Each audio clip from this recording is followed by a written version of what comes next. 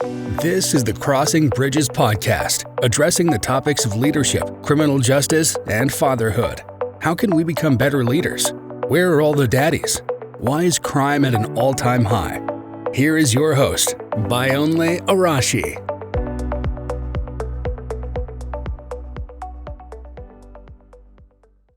It's another exciting edition of the Crossing Bridges podcast. It's always my pleasure bringing the podcast to you every week on this particular platform. I don't know which one you are catching it on. It could be on YouTube, on all podcast streaming platforms, Spotify, Apple Podcast, name them, Amazon Podcast, whichever one you are catching it on. This podcast is out there to discuss issues that affect men, issues that affect fatherhood, issues to look at the issue of how criminal justice system is really faring in the United States and across the world today. And today I have a very special guest on the show, someone I'm sure you're going to learn from, someone I feel is a leader in his own right. But as I always do, I'm not going to say too much about my guest. I will just make sure he has his own platform to be able to introduce himself. So without much ado, I'm going to say welcome to the podcast again. This is episode 23. Just like that, we are shooting for the 23rd episode of the podcast, and I'm very excited. My name is Bayonle Arashi. Welcome to the podcast. My guest, how are you doing today?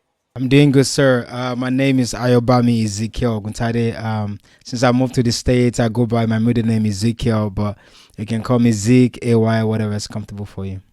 Excellent. Zeke. Well, I think I'm going to choose Zeke, but there is something very synonymous about both of us. There's something also very revealing about how we met.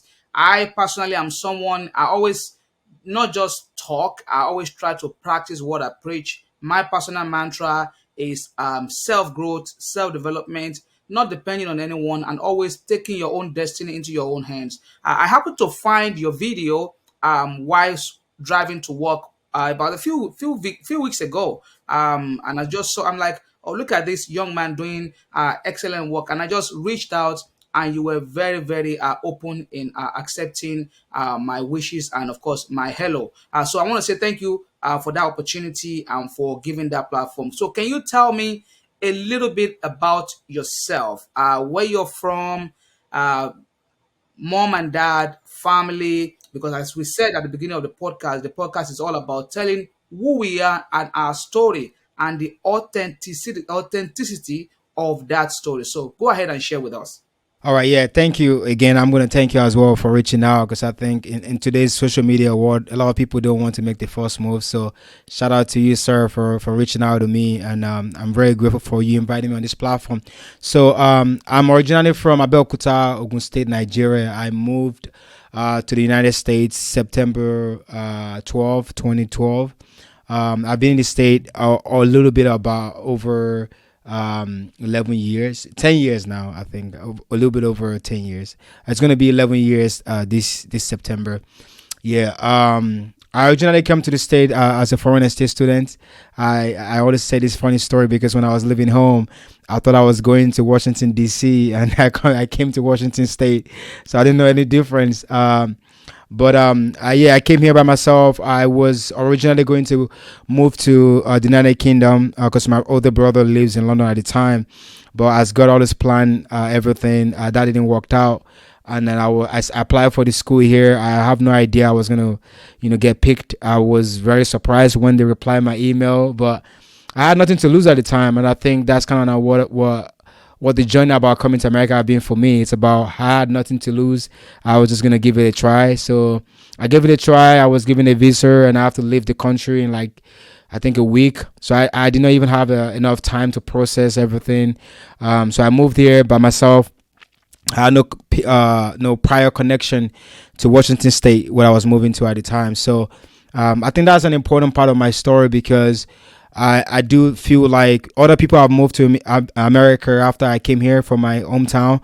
And some of them, moved to New York or other states where they have someone that was there waiting for them. I didn't have that luxury, and I think that really helped me a lot to adapt, because the first 3 months was rough. I couldn't eat any food. African food is very, very different from American food. I couldn't eat pizza, burger, anything. And at first, I was just eating KFC and rice for 3 months. But after a while, I got tired of fighting. I just started trying new things, and it's definitely been a hard transition from an African culture with how we were raised in community group settings of how we're very open to meeting people, welcoming people, coming in as an outsider. I get it now because I've been here for 10 years. I get why Americans are more stranger danger. Yeah, they're just more close up to strangers because people here are pretty interesting, to say in the nicest way.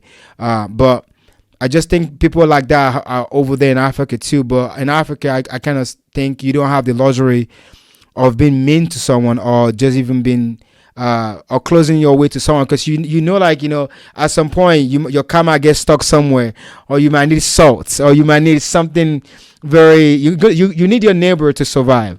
And I think in America the world has been so developed that you feel like you don't need people, but we do need people. And I think that's kind of where I see, like, in the society here, people struggle, especially in my field, with fitness. For example, I'm a personal trainer, and one of the things that I notice is clients that sign up with their significant other or with a friend have a higher chance of sticking to that routine or to that meal plan than people that do it alone. I know American have kind of say you can do it alone. I like that we try a lot in this country to do things by ourselves, but nobody can do it alone. You need a community. You need people to help you out. So going back to where I'm from, so that's how I got to the state, and I've been here since 2012. I moved to a couple of states in between my journey, and I'm gonna give you a little short story about how I got into fitness. In 2014, I tried to join the military, because at the time there was a program during Obama administration that I could have joined as a foreign exchange student that speak Yoruba. So I did a test, I passed, but I didn't get in time. I didn't make it in time before the Obama administration was over and they canceled the program. So during the preparation, I started working out because I was very nervous. As you know, our culture is not really big on guns or anything like that. So I was very nervous for guns. So I was very terrified. So I started working out because I want to be as strong as I can be. And just like the immigrant story, that didn't end up working out, but that did start my fitness journey. And I just been, and shortly after that, my dad passed away. So after my dad passed away, it was very interesting because my dad had diabetes before I left Nigeria. And during the end of when I was moving here, we had no idea he had cancer. He was very sick, but it was too late before they could figure out it was cancer. So I lost him shortly getting here, and I also think that also helped me because I was lucky enough to be around him for the past maybe 2 or 3 years before I moved here. Thankfully, I was able to learn some things from him, but getting here and then having to be my own man and don't have anybody I can call, like, hey, things have got hard, I have nobody else to call, so I kind of have to be my own person. And then unfortunately enough for me at the time, my mom was also sent out of our family house. You kind of know how family stuff works in Africa. Yeah, so my mom, I was calling her at the time because things was rough yet. Things were rough. I couldn't pay for school fees.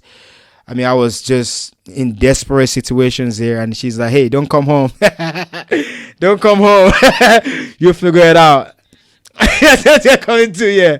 So, like I already tell you, I think just not having a choice. I think, again, some people have taken that and make bad decisions, but thankfully, I was raised the right way. I was raised with good values, and also I've also met some really good. I've been fortunate enough to meet some really good friends here in the state. I've also helped me, guide me, but I still have to be coachable. I was willing to listen. I was willing to change my ways, change my opinions, change how I see things, and it's been an interesting journey to say the least. But those are the things that kind of get me started into fitness. And me and my wife now, we moved to California to San Diego for about a year, and then that's kind of where my fitness journey really began, because I was seeing people that was really into fitness, meal planning, like training at a higher level. So I started asking questions, and then when I moved back to Washington State, I had the idea, like, I want to start helping people, because at the time,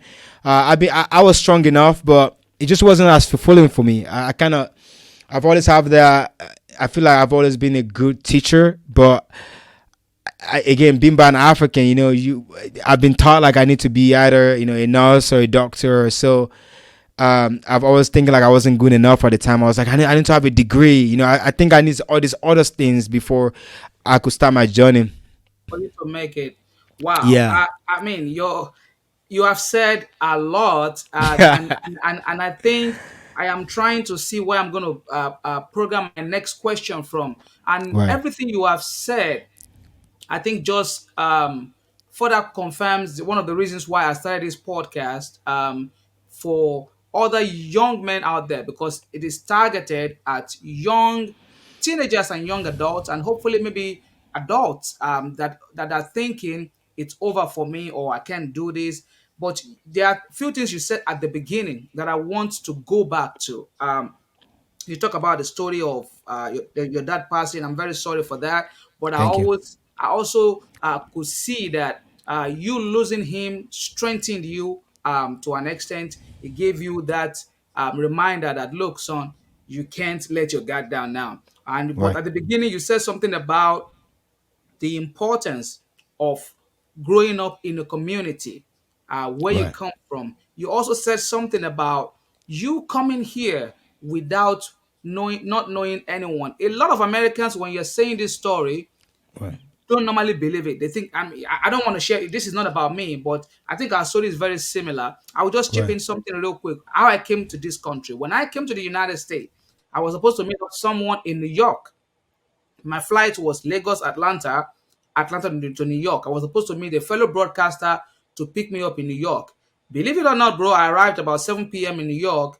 I waited for this person to pick me up in New York, and 8 years after, maybe if he's picking me up tonight or tomorrow, I don't know what the person looks like. I don't know where he's at, but despite all of that, I mean, you just look at you and I. That's just confirmed what you said about having that capacity to always say, I can do it, not giving up, having that perseverance, having that tenacity. But for me not to go too further, what kind of home did you say you grew up in? Because obviously that prepared you for the world today. I know we're still gonna, and maybe just maybe this might just be a two-episode podcast. I wouldn't mind, because obviously you have a lot of story to share, and I would not want to. It's a no holds bar. We gotta like share it to people so that people can listen and they can watch and they can understand that if you are willing to take the risk, you can make it, right?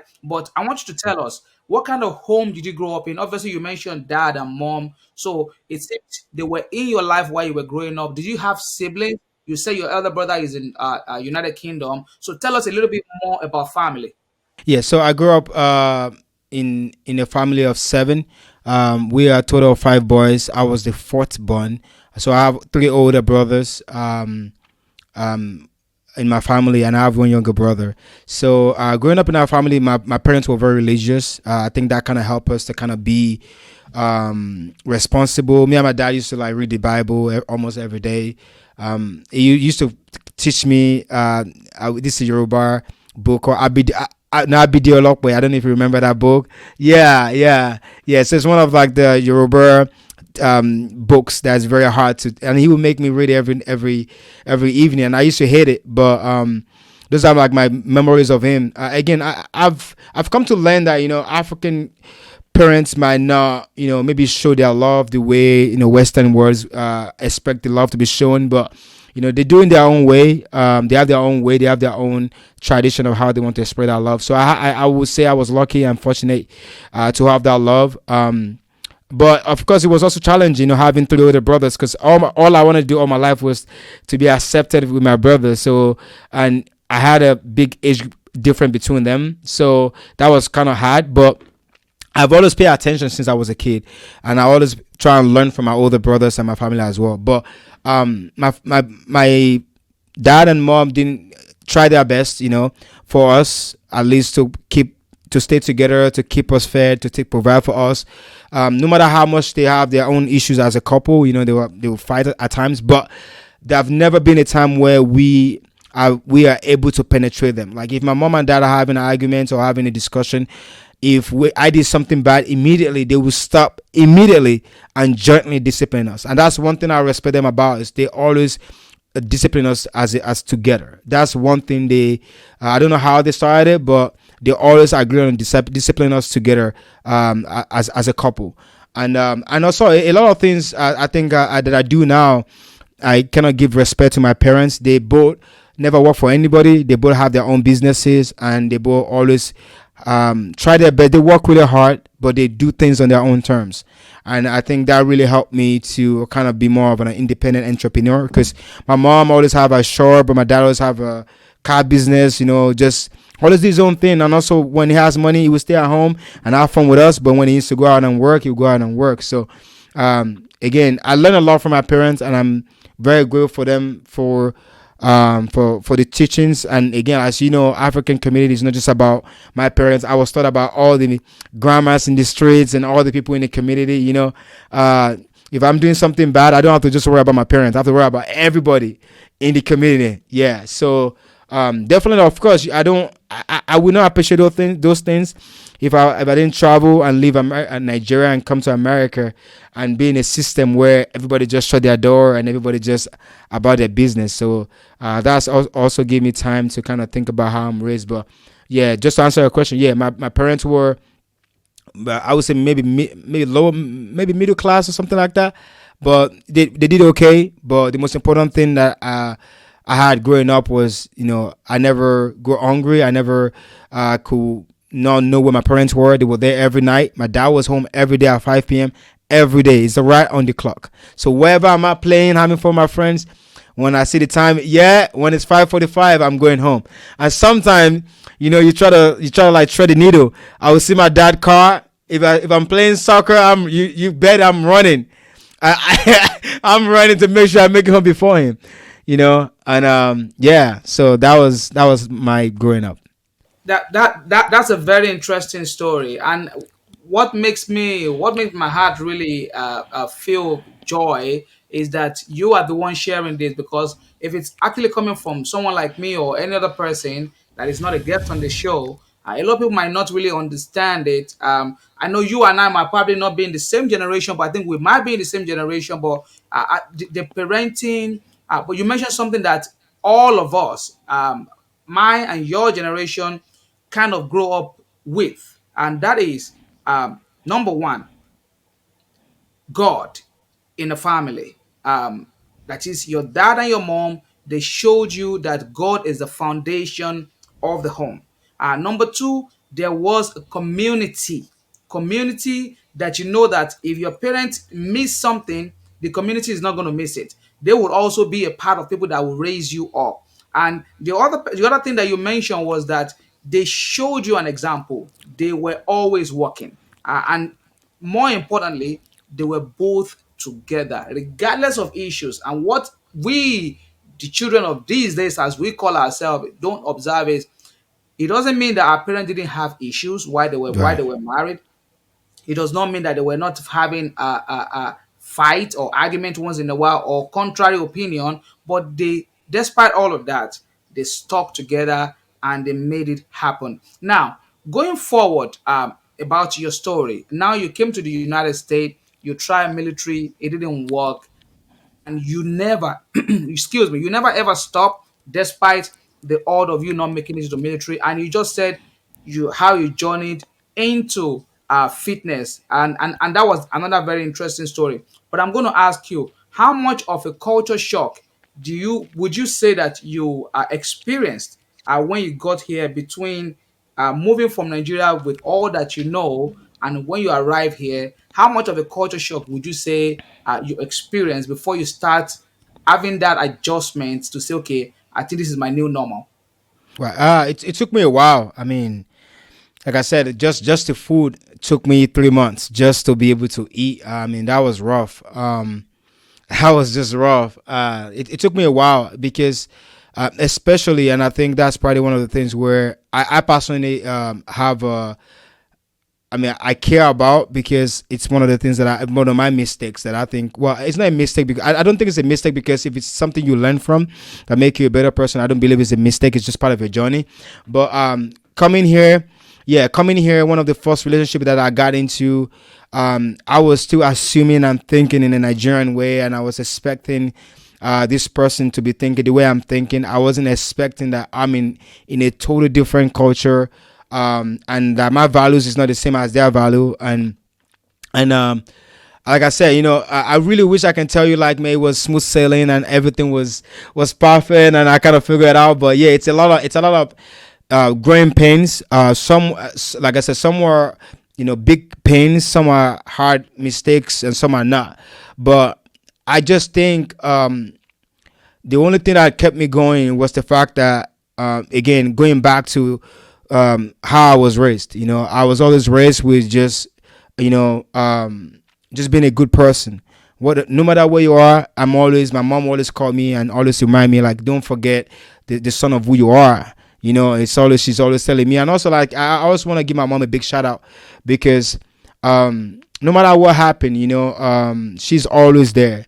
And I definitely, I couldn't even put into words, because the older I grow, the more I appreciate my mother more in a different light, because especially as someone that raised five boys, my mom had a way of like giving you confidence without taking the power away from you. I've seen some of my friends that their mom make decisions for them, or kind of like help them too much. Once I turn 18, my mom always tell me I'm the man of the house, even though she tell that to all of us. But she will kind of remind you like, hey, you're the man of the house, and she's kind of preparing me to think like a man. And also, like, when I'm calling her and I'm complaining, she will listen, but she will just tell me a story about maybe sometime when I was going through a hard time, just to remind me of like my strengths, and let me know like, hey, I got you, and you got this, you can do it. But not in a way of like dismissing what you're going through. She will listen, and just listen very carefully in a way only a mother can do, right? And then she will kind of like remind me like, hey, just remember, like, you left home, and when you were leaving home, you told me you're going there to struggle and make something of yourself. And I'm very proud of what you've done, and I know you can do this. And I think that really helped me through a lot of the times. But yeah, coming here, I think a lot of people should be aware of what they're coming into. I mean, my first year, I saw one of my exchange students from another country that we came together. I saw them got a DUI, and I saw the impact of that.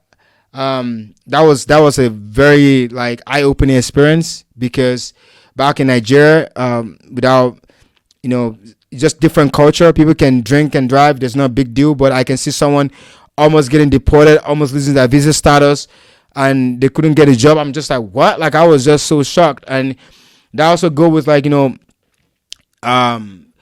being or dating someone that does not understand your culture, or someone that just want to date you just to show you off as the new toy they has, that's the new African. So like I said, I got my own share of those kind of situations, and like I said, some of them were more painful than the others, but definitely it was not easy. Even just my name, I got tired of explaining to people Ayobami. That's why I go by Ezekiel. I got tired, and people were just like, Ayobama. And also, granted, my English was also not as good, because I know Nigerians would lie to ourselves that we learn English, until and then And I actually think we didn't lie to ourselves really, because in all fairness, to be fair right, to us, I right, think we studied Queen's English. We are that is true. English speaking people, but when you come to the United States, I mean, look at the way you and I are communicating. We still try to communicate in a language where others are going to be able to understand what we are saying, because we know this Right, podcast is not for us,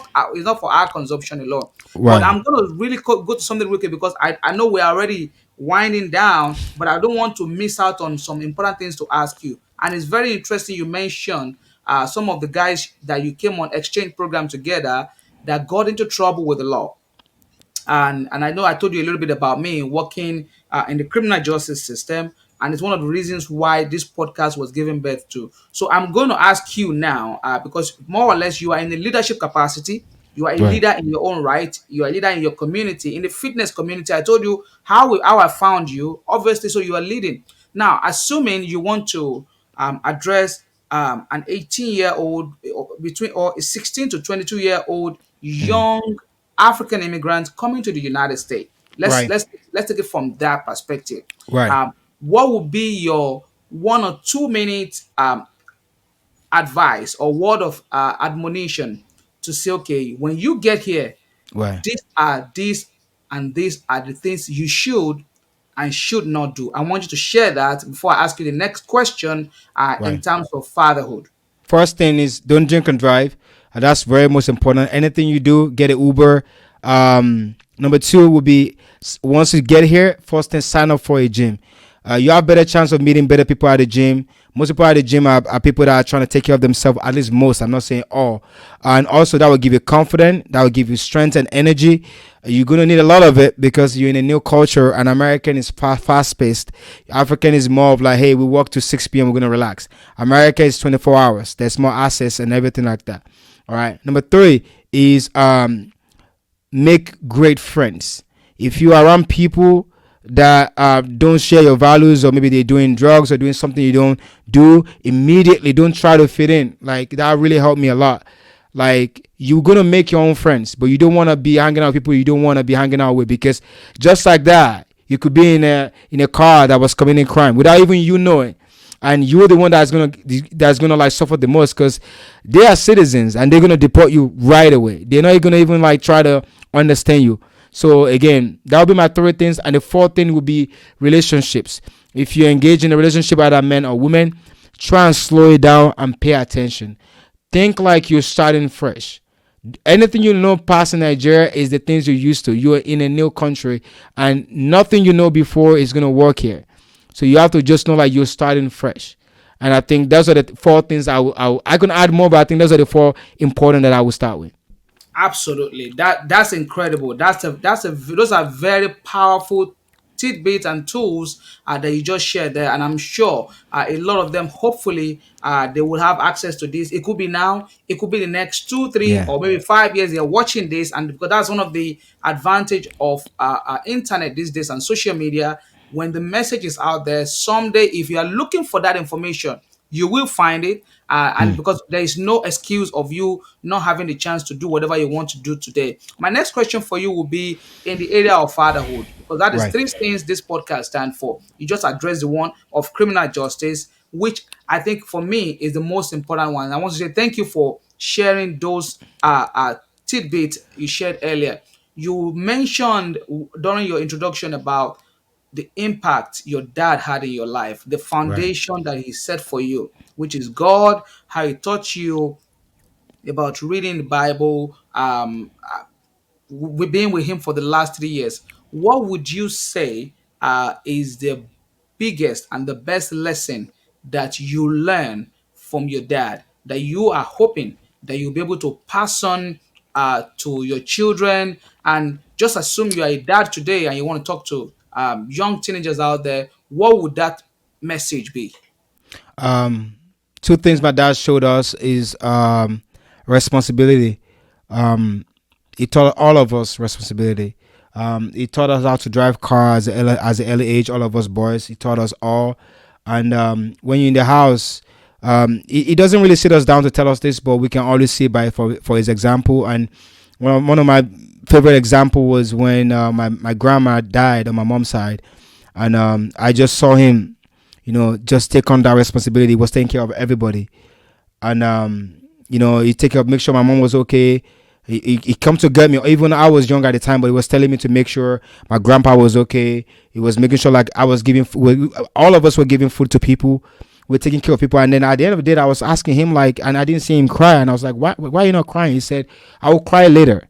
Right now, it's our job to take care of everybody else. And I think that might be like the best lesson of being a man. Is not asking for things. It's about the service and like, serving people around you and being that person that people can rely on. When things get hard, that's really when you can really see what a man is made of. And those are the reason why you also want to be strong, because you want to have energy. You want to be able to be strong, to feel stronger enough. Because if you don't feel strong, you're going to feel weak. Feel like, I don't know if I can do it. But when you create that and give that confirmation to yourself, you can be able to go further. And that's number one. Number two, kind of go around the same way too. My dad always tell us is that as long as you're a good man and you take care of your mom, there's nothing in this world that you can have.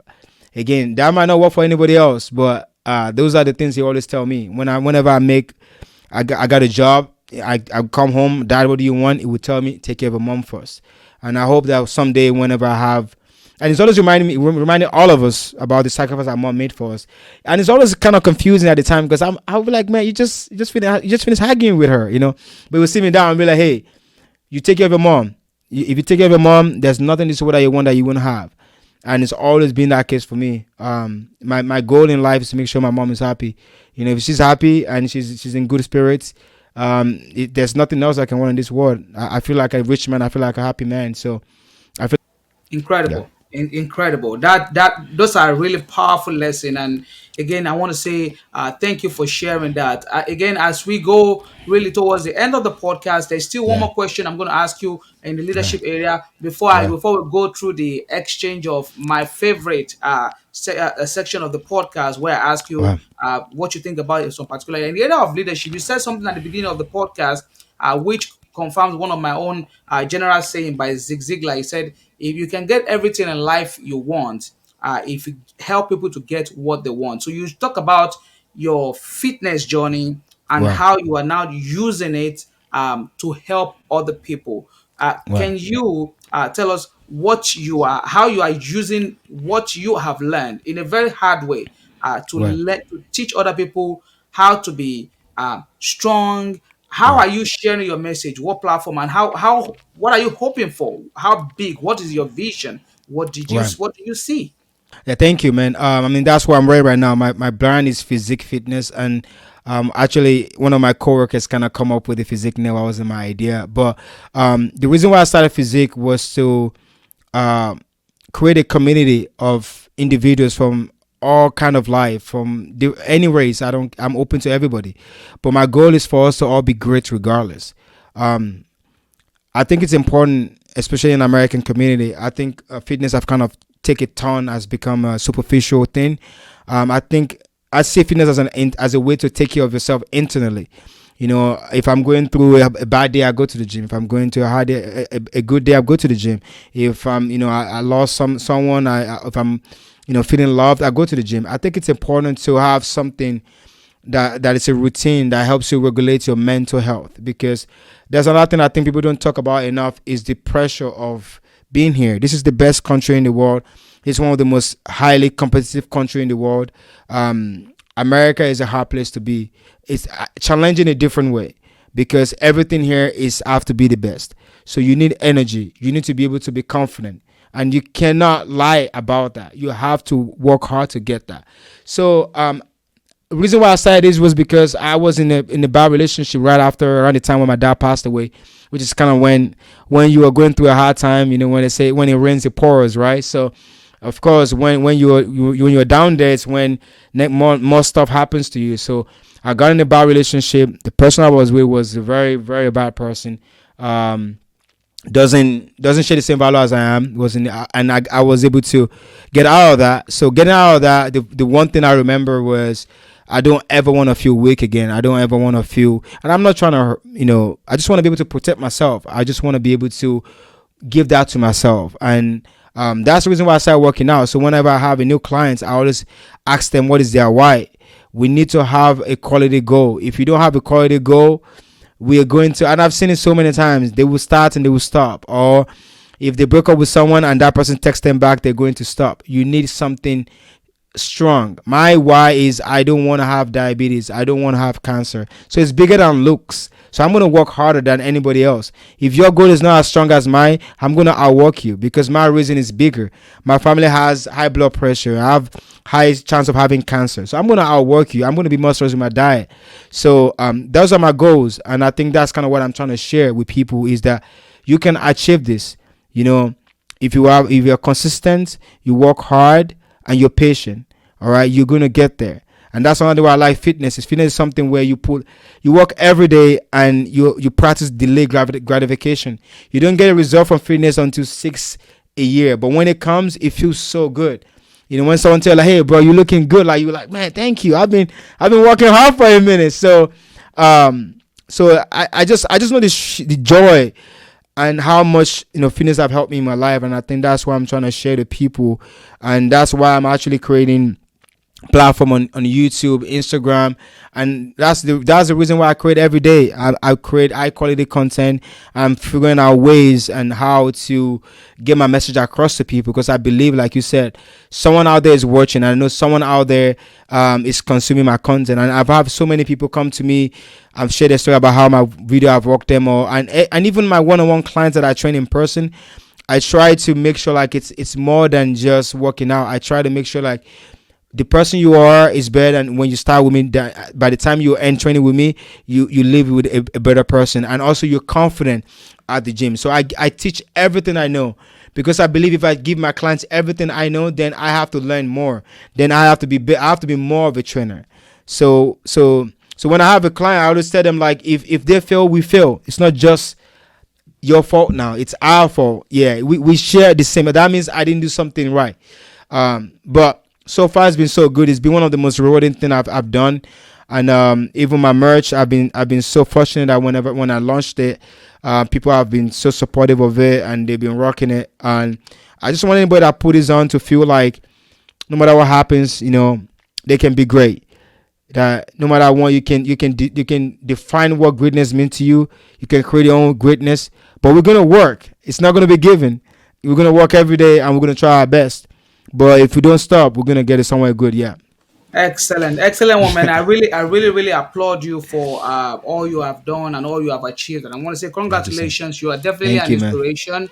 And I really hope all the young people really learn from your story of turning your adversity literally into success. And you have said a lot of things that I don't need to repeat. I just hope that people that watch do listen and follow some of these stories and reach out to you and continue from there. A quick fire double now is going to be a back-to-back question, and I'm All going to right. start with the first one. It's always my very interesting one, and I'm going to Okay. ask you today, Phyzeek, right? Eh? What do you think leaders are born or are made? They are made. You think leaders are made? Yeah. What do you? Why do you think leaders are made? Just give me a little bit more expression about Yeah. it. I just think anybody can be born with money, but you have to learn how to. You have to learn money. You have to learn leadership, because you can be born with all the skills, but if you don't educate yourself, if you don't put yourself in a situation where you're gonna fail, when that person that failed, that have learned more than you, come your way, they're gonna beat you, because you have no experience. Yeah. Wow, excellent one, man. Thank you very much for sharing that. And Thank the you, sir. second one is going to be, which I think you already mentioned when you were telling me about your dad, but Right. just for the sake of this section on the podcast, I'm still going to Right. ask you again. What do you think makes a good man? I'll go in the words of Jordan Peterson. I don't know if you're familiar with his work, but Absolutely. Who doesn't know yeah, him? yeah. He said, I would say a good man is a man that doesn't lie, but at least try his best to speak the truth. A good man is a man that doesn't lie but try his best to speak the truth. Absolutely, you are very spot on about that. The next one is going to be for me. I always say that I have a few quotes around even this area. It's just that you can't see some of them, but you can see probably my dream at the back there. Right. But everybody has a favorite quote they live by. One, I'm going to Right. share one with you, Right. which is from one of my mentors, Tony Robbins, which says that change is automatic, but Hmm. progress is not. He said, if you like it or not, your body's going to change. You're going to get old. You're going to lose some weight. You're going to lose some of your coordination. But if you want to be progressive, you have to work on it. So, do you have a favorite quote that you live by, and what would that be? My favorite quote. Uh, my favorite quote, I would say, would be. It's almost like an affirmation. I say it to myself almost every day, and it's something I really believe. That I always believe that the universe is always working for me, and I mean the universe because God, again, there's a lot of questions about how we got here or whatever, but I just really believe that the universe and God is always working for me. And I definitely believe that wholeheartedly. So it's almost like when things happens, maybe I don't understand at the moment. When I say that, hey, the universe always working for me, it's almost like me affirming that it's part of the journey, it's part of the process. This is what's supposed to happen. Not one I want to see. Yeah, yeah, That's a very powerful one. That is really powerful. And I think I'm going to add it to my affirmation. The universe is always working for me. I really, yes really sir, appreciate that. yes sir. Finally, I'm going to ask you as a fitness coach, Yeah. as a personal trainer. So give us your your favorite burnout exercise, something that we can do that Right, can give us a quick burn, maybe in a minute or two or five. Share with right. us real quick what you think that would be, as your parting shot on the podcast. Yeah, I think the most underrated exercise is push-ups. I think people kind of think like push-up is kind of like for people that, I don't like to go to the gym, but no, actually the push-up is very underrated because if you do average of 100 push-ups per day and you can break that down to like, I'm going to do 10 reps for 10 sets. And even sometimes some people do it like, let's say I'm watching a show. Every time that show goes to commercial, I'm going to do 10 push-ups. Again, you can make workout fun. Sometimes you can just make it a round thing. Some people say, hey, every hour I will do 10 push-ups. So if you're awake for 10 hours, so you're already 100 push-ups in. So it's like you can have fun with it, but push-up, if you do it consistently, you're going to build stronger chest, which is important because especially for men, people can say it straight up, you build stronger arms and you're going to build stronger core. So it's the one that I would say people don't do enough of. I always tell people always tell me like they like my chest, and I'll tell them like I do a lot of push-ups, and they think I'm lying. So yeah, it's definitely one that you should add to your workout for sure. Excellent, man. Really, thank you very much for coming on the podcast. Yes, sir. Ayobami Oguntade, it's really been my pleasure. I Thank really, you, really sir. enjoy our conversation, and I'm sure a lot of the listeners and the viewers of the podcast are going to enjoy it as well. Hopefully, sometime soon we're going to have you again on the podcast, and of course, I know you have a podcast as well, Yes, sir. Diaspora Podcast, Yes, and sir. hopefully we can have an exchange and share Yeah. it. Finally, if people want to find you, because that's a list of what we can do for you, how can they Right. find you on social media platform? Please share your handle. Yes, sir. I mean, you can find me on Phyzeek, Phyzeek, underscore Phyzeek on Instagram. You can find me Phyzeek Fitness on YouTube. You can also find me, I think, underscore Phyzeek on TikTok.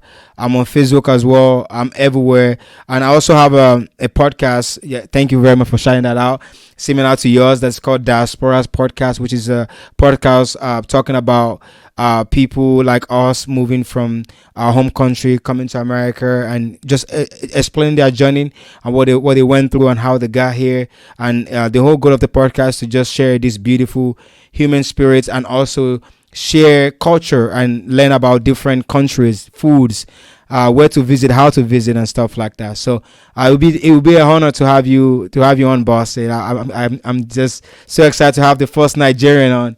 They sure I'm going to be there. As you are breaking a record on this podcast, being the first Nigerian on Crossing Bridges podcast. I'm sure we're going to do something great together. And really, I Awesome. want to say thank you again for Thank you, sir. coming on the podcast. I'm going to see you again soon. I really wish you the best. You're And you already as a well. shining star. You're already a leader in your field.